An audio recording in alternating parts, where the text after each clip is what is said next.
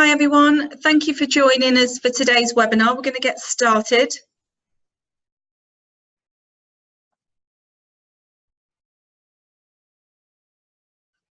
So first of all, let me give you an overview of what you're going to get from today's webinar. We're going to give you an understanding of the current recruitment challenges, the impact of the digital revolution on jobs and recruitment, a bit of insight into young people's expectations for technology, and then we're going to talk about skills for today and tomorrow. And if you stick with us till the end, we've got an exclusive offer for you.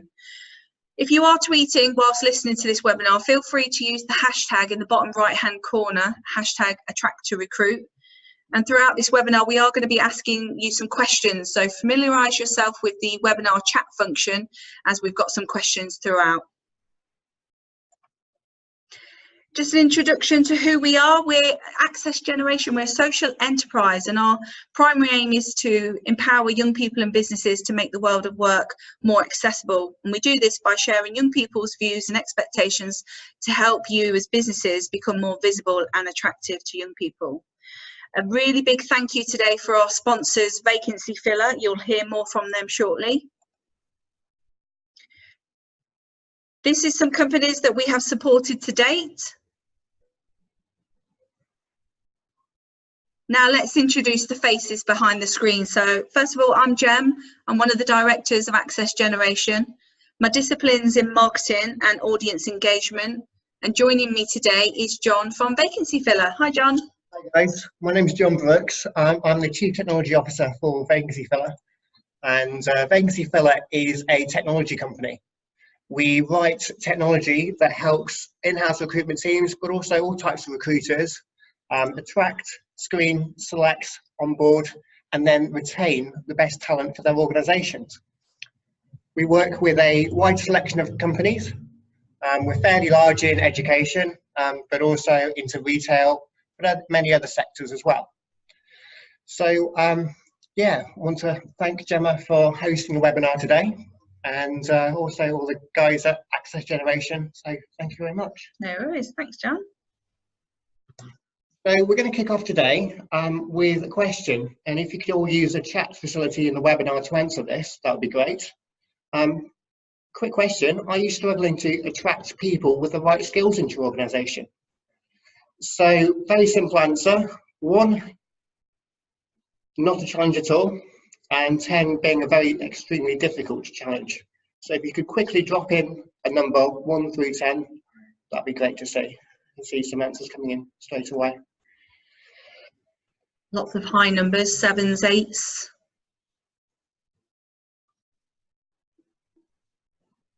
That's fantastic, thanks guys. That leads us nicely on to some recruitment challenges. Now, if you've been listening to any of our previous webinars, the next slides might seem familiar, so I'm only going to focus on one particular recruitment challenge in focus. So we've spoken to nearly 600 businesses, either face-to-face or through presentations over the last 2 years since forming our social enterprise. But in the last 18 months, there have been some common recruitment challenges that have just come up time and time again.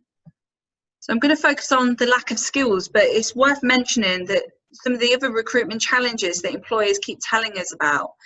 You can't talk about challenges without mentioning Brexit, and that's all I'm going to say on it, because I think we're all sick to death of talking about the topic. The other recruitment challenge that companies are talking about is competing for candidates. So there's near full employment, if you're to believe the government figures, and companies are struggling with a lack of brand awareness. So they might have the biggest brand in the world or in the country, but companies are struggling to attract candidates locally. So there's a bit of brand awareness issues there. But today I want to focus on lack of skills. So what does that actually mean for a business? So as we've just seen from your answers on the question previously, businesses are struggling to recruit, and there's a skill shortage, and that's been blamed. But it's something that we actually challenge employers. Now, we're not denying there's a skill shortage, because there's certainly a skill shortage in certain industries and for certain disciplines. But when it comes to promoting your jobs, are you actually asking for experience? Now, we've had examples of this when we've been looking at job sections on company websites. We found that companies are advertising what looks like an entry-level role, but they make it out of reach for an inexperienced person by asking for experience or industry experience. So we've seen an automotive company advertise an admin role, but they wanted that person to have automotive experience. The worst offender was a plastics company who again had an admin role, but wanted the candidate to evidence that they had plastics industry experience. I mean, that's pretty niche. Yeah, for an admin role as well. It's yeah, good luck trying to find that candidate. Part of what we do at Access Generation is allow young people to externally assess the job section on company websites. And in the latest round of research, we found that 2 in 3 businesses did not have entry points for young people to gain employment, which meant they were asking for experience only. It's not about promoting young over experience when we talk about encouraging businesses to employ young people. It's about encouraging businesses to consider young people as a pool of talent, because if you have a diverse workforce, it's actually good for business, especially if you want to future-proof your business. So being inclusive is key if you want to drive innovation. So buddying up young people, inexperienced people with experienced employees who have that commercial know-how and have that industry knowledge will drive innovation in your business. So it's definitely something to consider next time you're promoting a new role. It'd be great to find out from everybody on the chat today, see if you actually promote opportunities for inexperienced young people. So do you have entry-level roles or a youth scheme such as an apprenticeship, graduate opportunity, or maybe even just work experience? Okay, 1 yes, 1 no, a couple of yeses, brilliant. More yeses, that's nice to see. Yes to both, okay.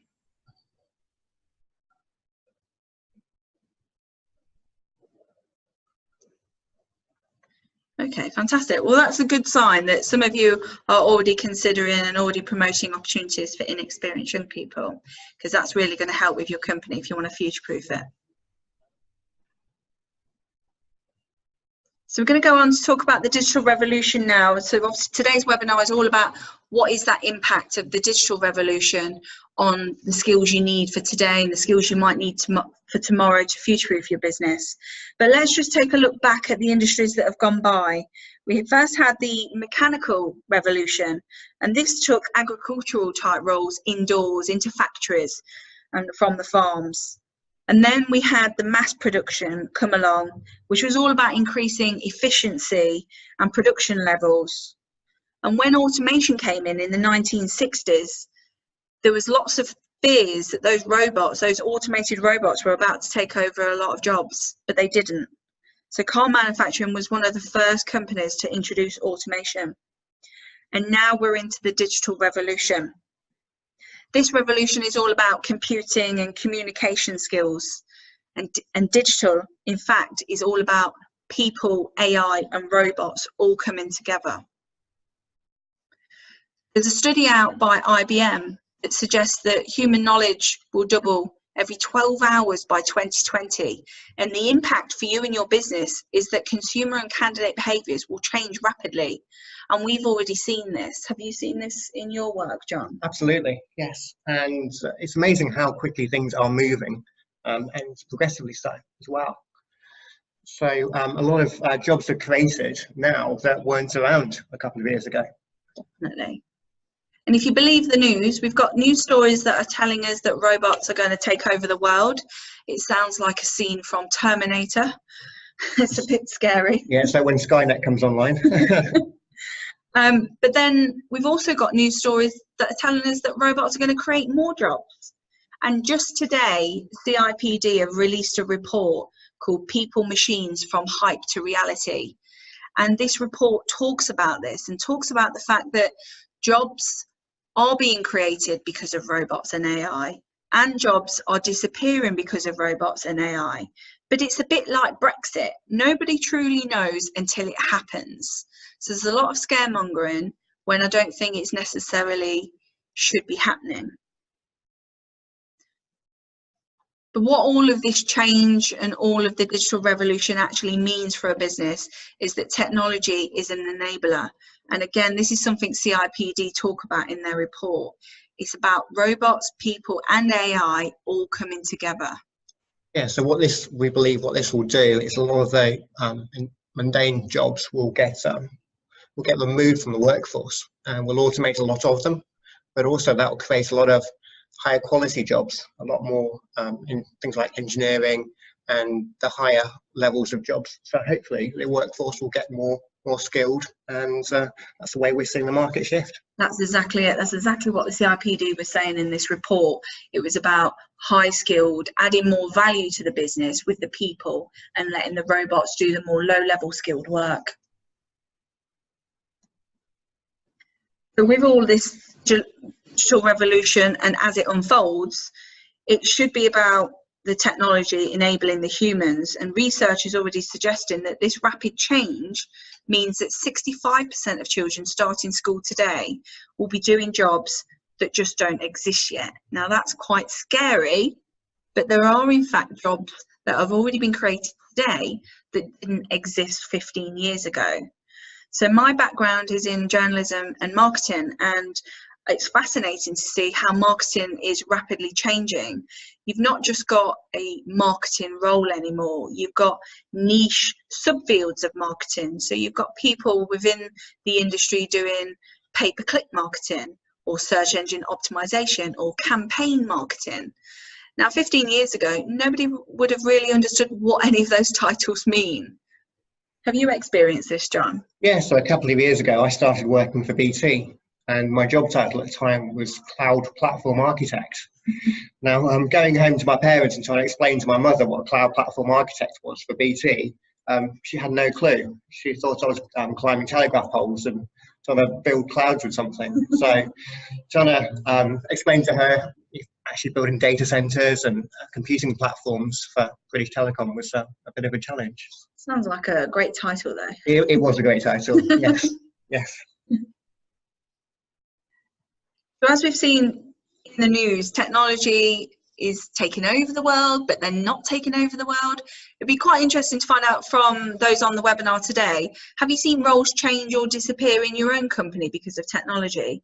So have you got examples of roles either changing to adapt to technology or just being completely replaced by technology? If you could just use your chat box and let us know.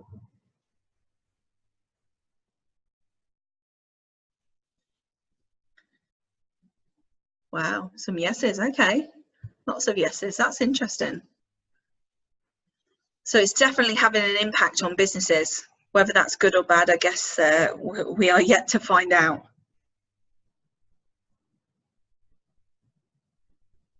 We can't talk about the digital revolution without talking about its impact on the recruitment market.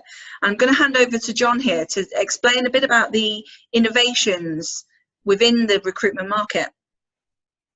So this is what we've been seeing at Vacancy Filler across some of our client base. And a lot of customers are looking at things like gamification in the candidate journey, using AI for shortlisting, but also chatbots to help and support candidates throughout the process. And a great example of gamification is a very large car manufacturer in the UK have actually turned their candidate journey into a game.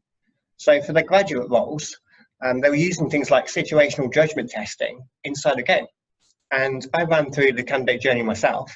And at the end of it, not only did I want to go and work as an HR apprentice, which is what we were recruiting for, but I also wanted to go and buy one of their cars. So it was a great experience from a candidate.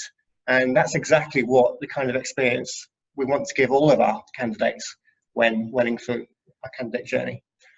But things like AI are very helpful to help shortlist candidates, and that's there to help the recruiter out. So if you're trying to recruit for a volume role, you can leverage some of the tools in AI using things like algorithms to help shortlist candidates. And you can base things, you can use tools like killer questions, situational judgment testing, smart styles, things like that to help shortlist and work out exactly how many candidates you want at the end of the candidate journey. But also we're seeing a big shift towards chatbots as well. So chatbots are really useful to help guide and to help support a candidate But it's really useful if you are going to leverage a technology like a chatbot. Don't actually lose that human element. And it's a bit of a challenge to work out what types of jobs are suitable for some of these technologies. And what we have found at Vacancy Filler, jobs that are suitable are things like the younger generation type jobs, things like apprenticeships, but also things like grad schemes as well, really leverage these technologies, and they're very helpful to help fill these types of roles. I find that all of these changes, so gamification, the automated, the AI, the filtering, are they helping a HR person's role? Are they eliminating their role, or are they making them more efficient? They're making them more efficient. So the HR professional recruiter can actually spend time on the quality parts of their job rather than mundane. So they can actually make sure that candidate experience is the best experience possible, and starting adding value to their organisation by recruiting the top talent that their organisation needs. Brilliant. A question for the audience again. Do any of you use artificial intelligence or AI in your recruitment process today? What kind of examples would you say? So you've got filter and select applications on there. What's another example of AI? So the basic form of AI is using any algorithm to help shortlist candidates, but it's anything you can do to help automate a recruiter's job and help automate the candidate journey. You can even class little things like automatic responses. So once a candidate submits an application, you can use AI to say, well, thank you, John, for submitting your application. We'll be in contact shortly. That's a very basic example of an algorithm used in the candidate journey. Most of the people on the webinar today have said no, they're not currently using any AI in the recruitment process. Fantastic. Okay. Is anyone planning to use any AI in the future? We can use a very basic form of AI without having to have such a large data set. That's interesting. We've got one of our audience members here saying they used to, but they got rid of it. AI can be a challenge, and it's got to be implemented in the correct form. So using it as a mass tool isn't always the best answer. It's using AI to help enhance experience, help enhance brand, and helping you automate some of the mundane parts of your jobs. Okay, so we're going to look at young people's expectations for technology. So when it comes to attracting the next generation of talent and future-proofing your business, you need to understand what a young person's criteria is, especially considering the labour market is so tight. So it's no longer you as the business assessing the candidate. The candidates are now assessing you against their own criteria. And what we know from working with nearly 100 young people is that 80% of those young people will go directly to a company's website to find out more about the company, regardless of where they first saw the job posting. So if you're posting on Indeed, Reed, Monster, any of the jobs board, a young person wants to make sure you are the employer for them, and they're going back to your website. Now, what does this mean? And this is not just on young people. Candidates will be comparing their experience of shopping and gaming online to your recruitment process. So let's look at, say, shopping. If you're shopping on Amazon, for instance, you can see a process and the progress from when you move it from the shopping basket to the checkout. You know when it's going to be on the back of Bob's lorry, and you know when Bob's about to knock on your door because you've received a text. The whole process is transparent. But if you try and do that with a job application, the young people that we've spoken to often tell us that it feels like they're submitting an application into a black hole. Companies often forget just to put the basic bit of feedback, which is an acknowledgement that an application has been received, which can be really detrimental to people's mental health. When it comes to online accessibility, you've got less than a minute to engage and keep someone's attention. It's pretty shocking statistic, don't you think, John? It is, yeah. And that's comparing a candidate journey to an e-commerce platform. So buying something on Amazon or buying something on eBay or going on Facebook, that's the type of experience a lot of applicants are used to these days. Everyone's bought something online now. True. And that's a very basic thing. When you think about applying for a job and a change of career, that's quite a big commitment for any person to go through. It's a big life event, really, isn't it? It is. But the experience that the candidate needs when they're applying for a job needs to be as good as, or if not better, than an e-commerce platform and a social media platform. Totally agree. So, quick question for the audience. Can candidates currently apply for jobs on your website? Is there an online application process? Or are you expecting candidates to email CVs or, God forbid, print, download and post or carrier pigeon their application in?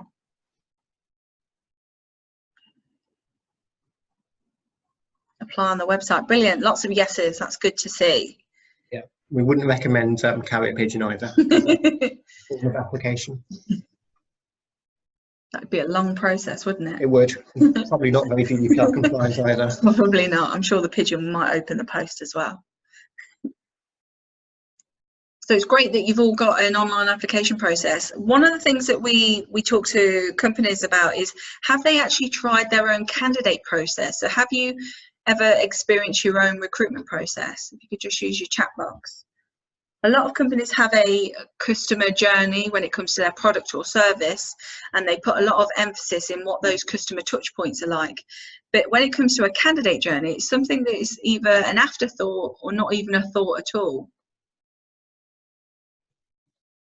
Lots of yeses, that's good to see. That's very good to see. I asked the very same question. It's a talk I was doing at the CIPD conference a couple of years ago. And it was amazing how many recruiters actually had an online application process, but how many hadn't actually sat it themselves.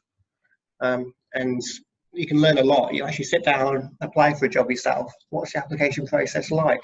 How lengthy is it? How difficult is it for a candidate to apply? And depending on the role, you want to be very careful with things like candidate drop-off. So all very good things to check.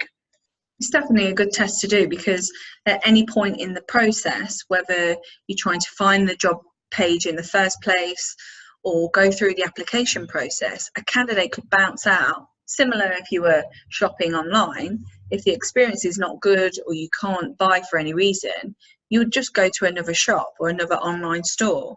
And the same can be said for job applications as well. That's absolutely right, yes. And over the last year or so, we've actually been looking at how a candidate journey is very similar to an e-commerce platform.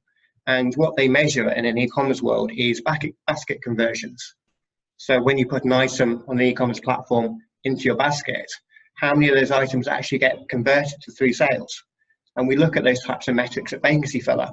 When the candidate starts applying for a job, how many of those candidates actually complete their application form and actually complete their application? And then how many stages is your application? Do they have a video interview as part of that application? To have an application form? And looking at where the candidates drop out is really useful to see the kind of metrics and how the candidate journey is tailored, not just for that company, but also that particular role within that company as well. Oh, brilliant. So you're able to just tweak it where you know there's issues. Absolutely. Yes.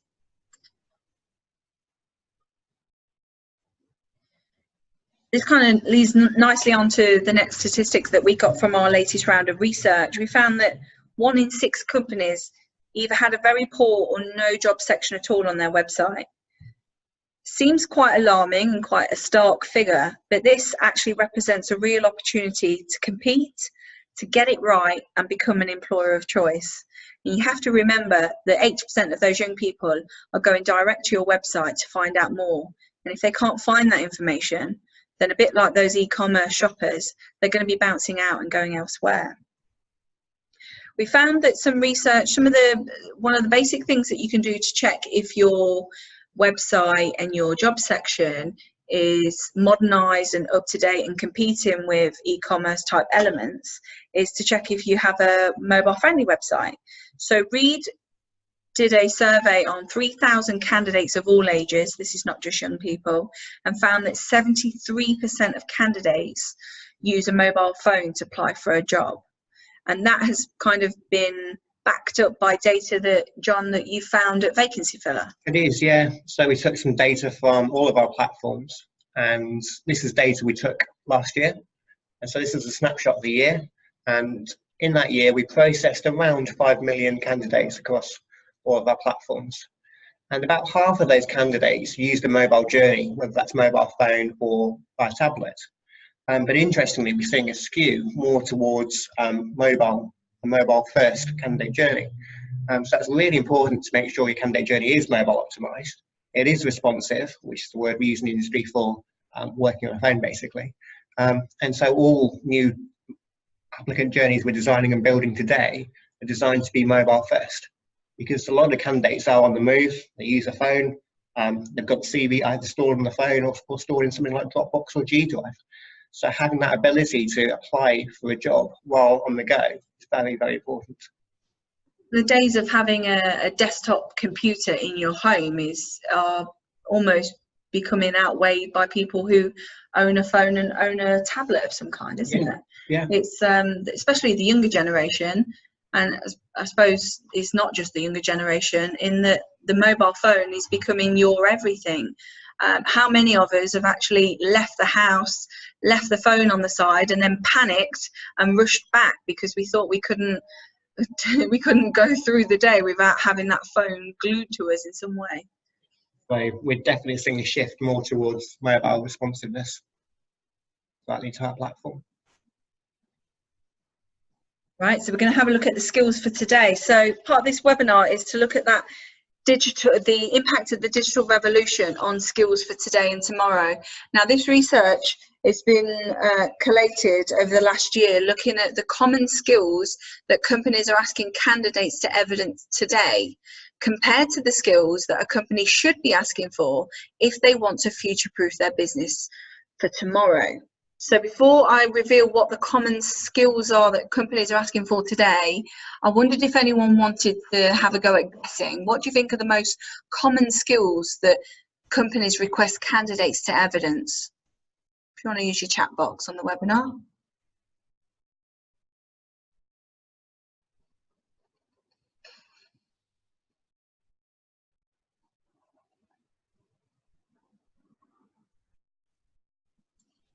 Incident responses.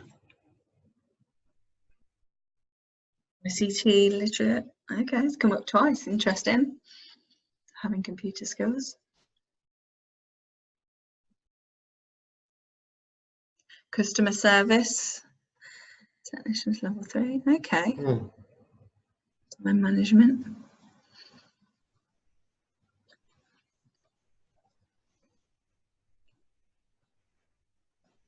Okay, so from looking at your answers in the chat box, I think you might be pleasantly surprised or maybe shocked by some of the most commonly occurring skills that companies are asking people to evidence today. So let me just reveal those for you.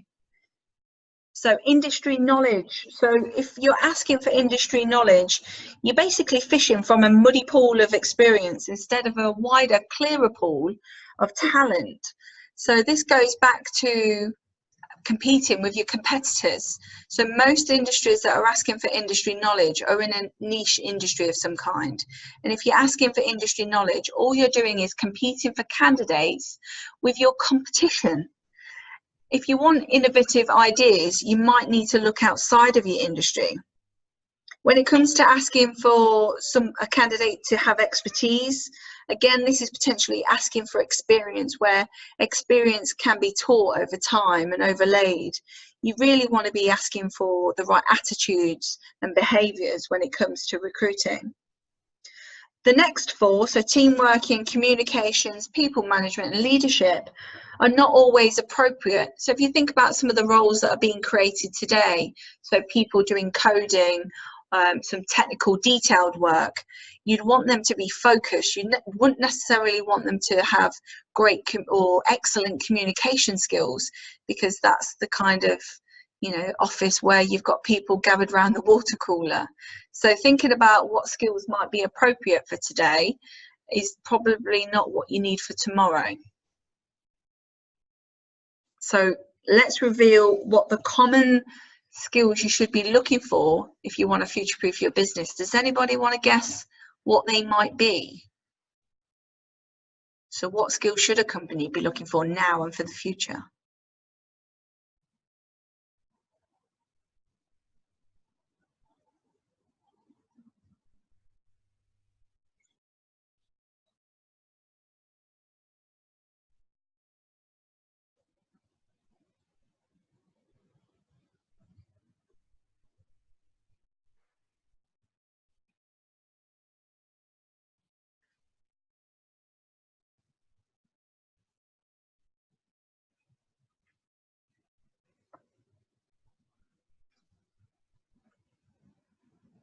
Okay, let's have a look at the research then and reveal those skills for tomorrow. Oh, we've got one more in the chat. So we've got behaviours, customer service, leadership. Okay, interesting. So again, some of these might be a surprise. But what I'll do is I'll explain each one and why they've appeared on this list. So for creativity, so the way we are working is changing. There's always a new article on LinkedIn every day about how people are working from home and that the 9 till 5 way of working is dead. So if the way we are working is changing, then new ideas are needed. So creativity and original thinking is one of the key skills for tomorrow. Again, we've seen rapid changes in consumer behaviours, which means we've seen rapid changes in business models. In fact, some business models have just disappeared. We're seeing the high street die, and we're seeing big retail brands just disappear. So being flexible and fluid and having that change orientation behaviour is really, really key. When it comes to problem solving, that kind of goes hand in hand with creativity. Again, if you've got this influx of change and the pace of change is going so quickly, you need to be able to think on your feet and have that critical thinking element. Project management. So unlike skills for today, which talked about team working, so basically somebody who can just get on and behave in the office, project management is a twist on that. Project management is about working with others to actually deliver something. So it's working on deliverables. So it's quite different to just being somebody who gets on in the office. Project management is somebody who is able to work with others, but to use those other skills that you need. So have that creative thinking, be fluid and flexible.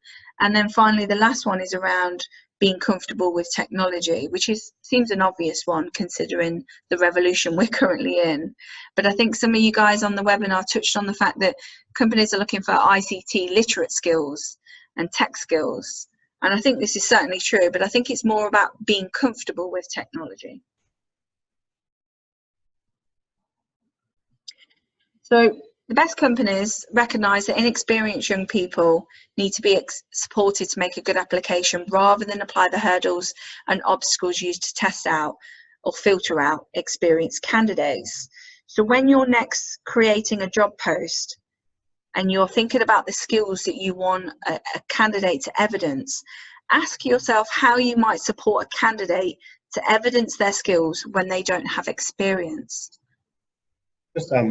I've got a great example of this. We're speaking to one of our customers, the owner of a company that's very big in the care sector, and trying to recruit for people into the care sector is very, very difficult, especially at the moment with the skill shortage of nurses, shortage of care staff. And he was saying that skills aren't that important at the moment. What he was more interested in were things like hobbies.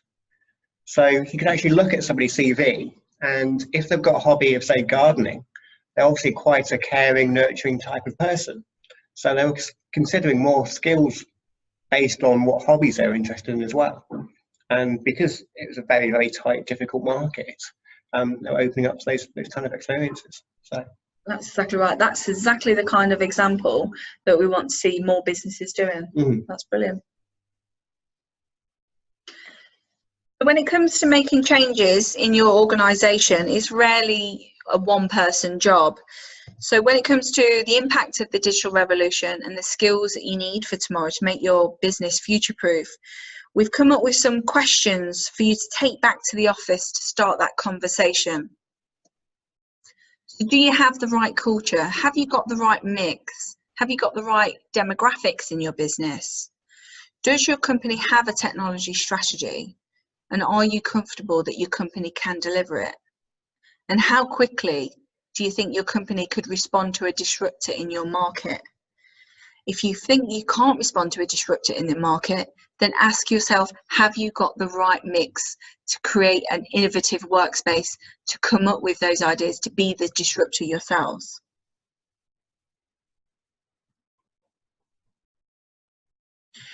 like to ask you if you've got any questions at this time. And also, as a social enterprise at Access Generation, we have to report on our social impact. So I'd love to know if you're likely to make any changes to the way you attract and recruit after you've heard this webinar. If you could just let me know in the chat box, that would be great.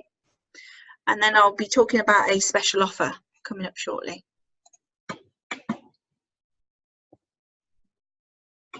Brilliant. Nice to see some yeses there. Fantastic. Thanks, guys. Change is ongoing and this will influence the discussions. Oh, brilliant. Well, we'll be sending the slides out after the event and there will be a recording. So if you wanted to share this webinar with any of your colleagues to create that discussion, then do send them the link. So before you all disappear, we've got an exclusive offer that we mentioned to you at the beginning.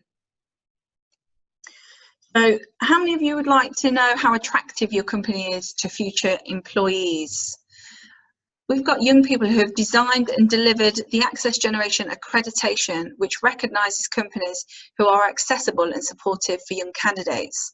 And I'm looking for some companies to become early adopters to help influence how we provide the support. What's in it for your business? And I've got some testimonials coming up to kind of back up these benefits. You'll reduce your recruitment costs, so you'll reduce your reliance on agencies. You'll be able to attract more candidates, so you'll be recruiting from a bigger pool of talent. You'll improve your employee engagement. Doing good is good for business, remember, and you'll future-proof your business.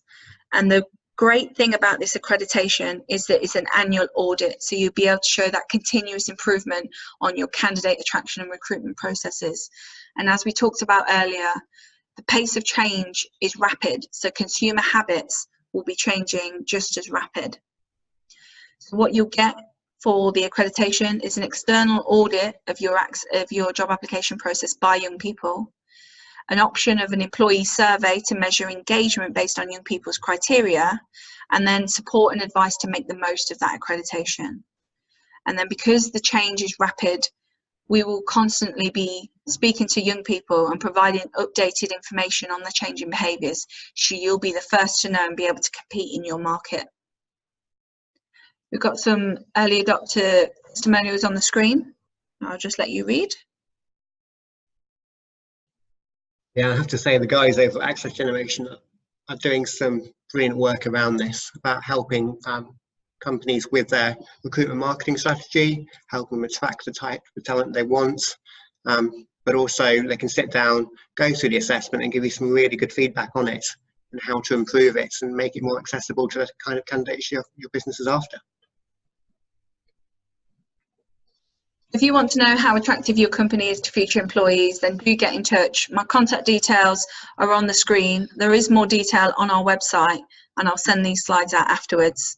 So if you'd like to be one of the first and get a competitive edge, then please get in touch. And it's just a big thank you from Jon and myself. And if you've enjoyed it, do let us know if you've got any more feedback. Either send us a message or tag us on social media in some way. Great stuff. Thanks, guys, and big thank you to Jemma for hosting the webinar today. And thank you, Vacancy Filler, for the sponsorship.